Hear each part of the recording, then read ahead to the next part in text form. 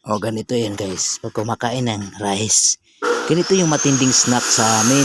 Ito yung snack na matibay na snack. Wala kang pambili ng snack, kaya ito yung kinakain ko. Rice lang. Rice lang yung kinakain ko para maging kahit walang ulam, kainin mo lang yung rice. Rice lang, kainin. Rice lang yung kinakain namin guys. So, rice lang yung inuulam ko.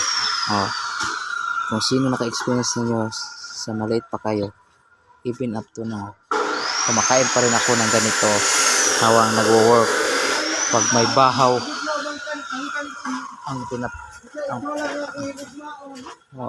tawag gani is bahaw. O bahaw. O batarak asin, barag walay asin basta nalay bahaw kan on tubig ra largo. Okay kayo. Tinaw. While nag-work, kumakain ng bahaw. O ganito yan guys.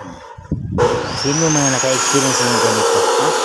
O kung inyo kung i-subscribe, dili na ta makaon og bahaw.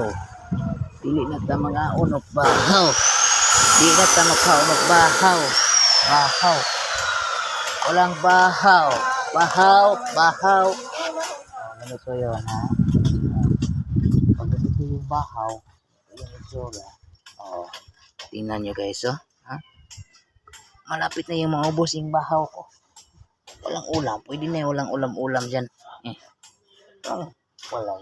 Walang ulam. Kain ka lang diretso. Kain ka lang diretso na walang ulam. Pwede na yon. Okay. Okay. Nayag.